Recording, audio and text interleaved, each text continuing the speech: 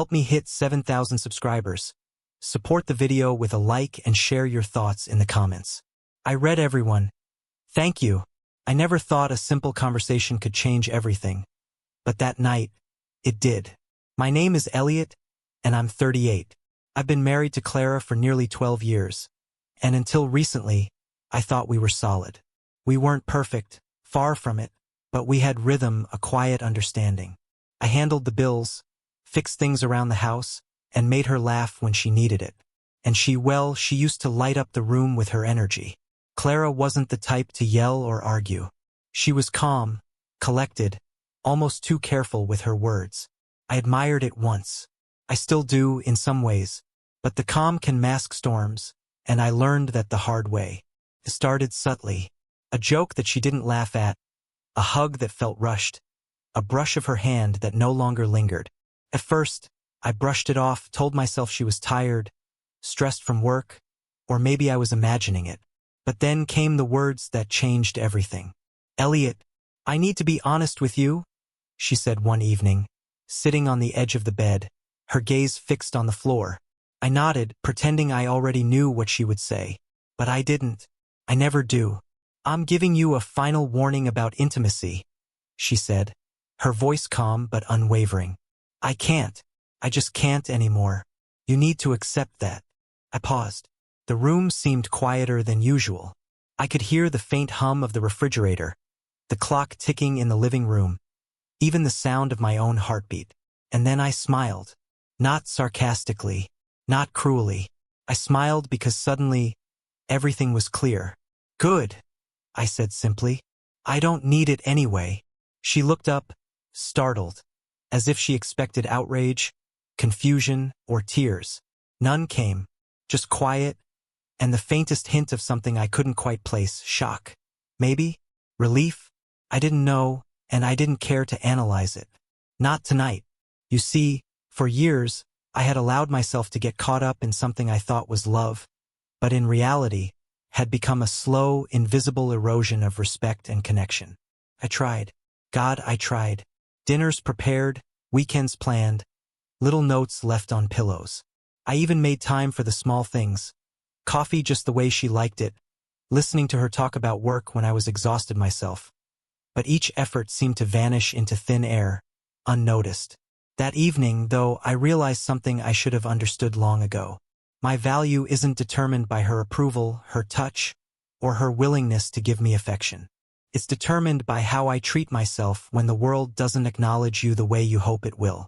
And Clara had already decided she didn't see me that way anymore. I left the bedroom, walked into the living room, and sat in my favorite chair. I didn't pick up my phone. I didn't check messages. I just sat and let the quiet wash over me, feeling the tension that had built up over years finally start to dissolve.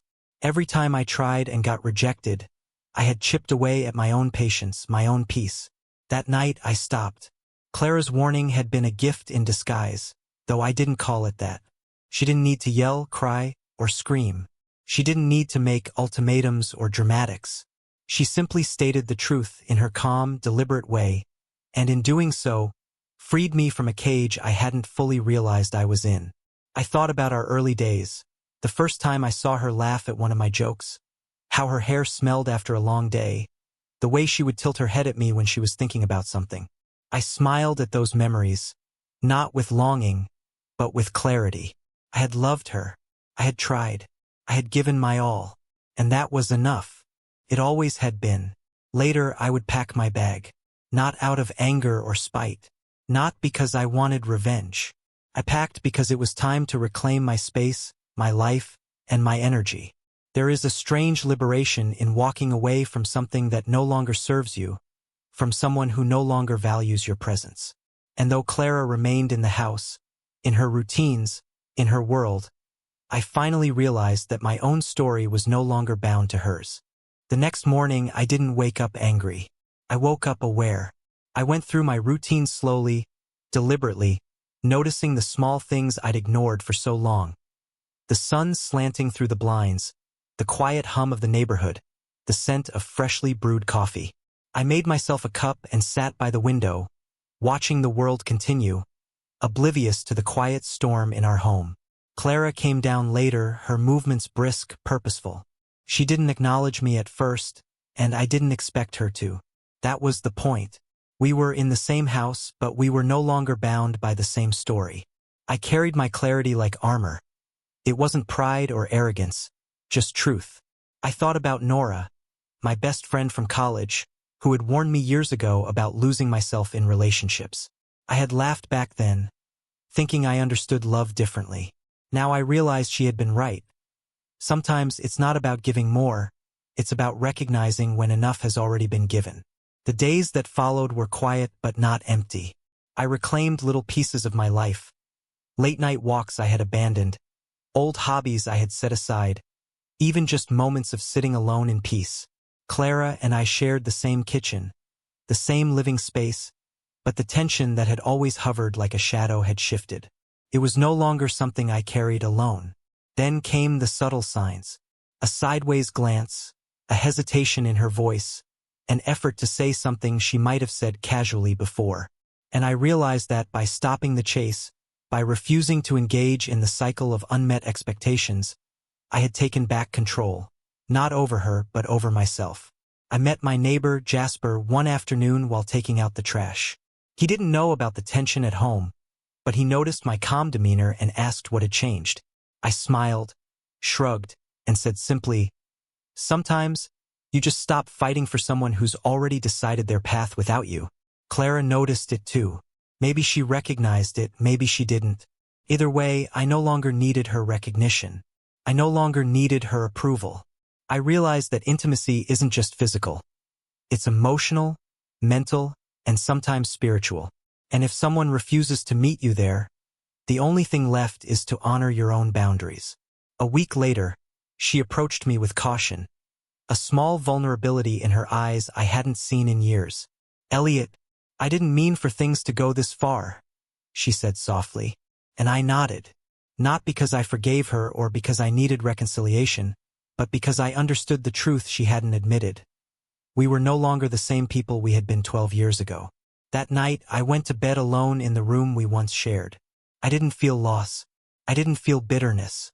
I felt release. The silence wasn't empty, it was healing. And in that quiet, I started to rebuild the man I had been before I let love and expectation blur my self-worth. I began reconnecting with Lila, a childhood friend who had always been like a sister to me. She didn't know the full story, but she offered laughter and a fresh perspective. Conversations that didn't involve guilt or blame, just honesty and connection. It reminded me that intimacy, in its truest form, isn't forced, it's freely given. And when it's withheld, it doesn't diminish your value. Months passed. Clara and I found a routine that worked for us.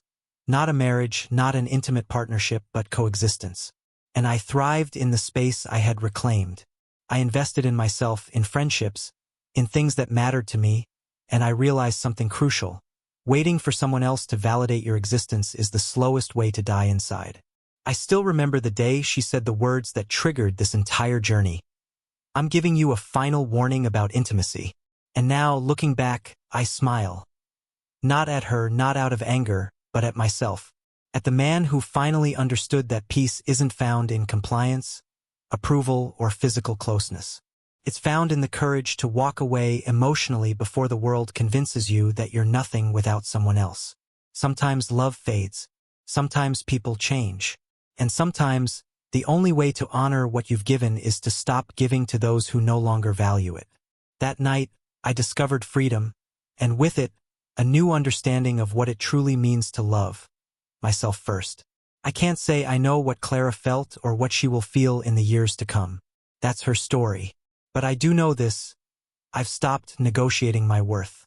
I've stopped apologizing for needing respect and connection. And in that simple act of clarity, I found something far more powerful than any intimacy we could have shared. I found myself again.